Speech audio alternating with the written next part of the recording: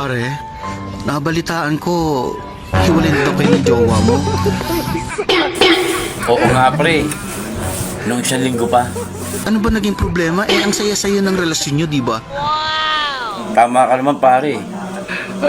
Walang problema sa amin dalawa. Pero simula nung malaman ng kanyang asawa, pilit kami pinaghihiwalay. At sama ng ugali ng asawa niya pre. Putang ina.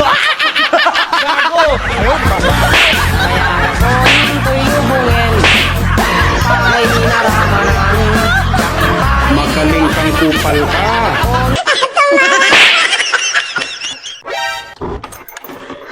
O sir, akala ko pa may date kayo. Bakit ang aga niyong umuwi?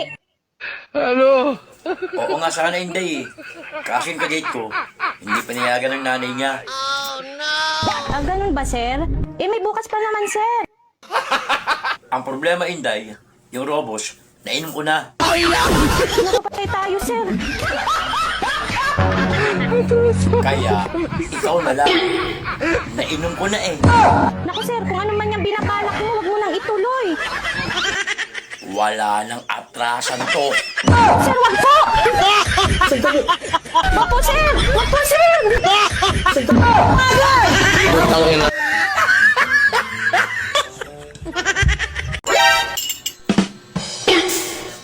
Ano? Hihirit ka pa?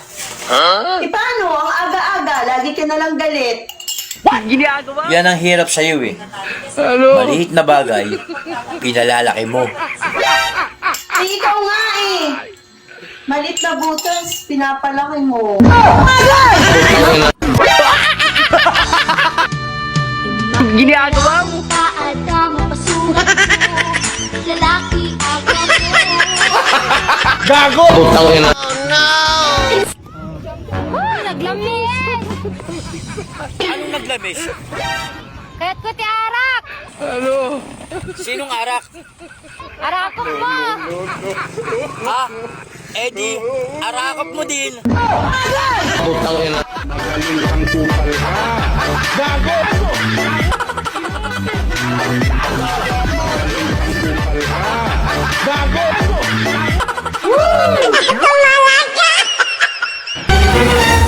Gusto mo bang yumaman kahit walang ginagawa? Siyempre naman. Sigurado ka. Yayaman ako. Wala akong gagawin.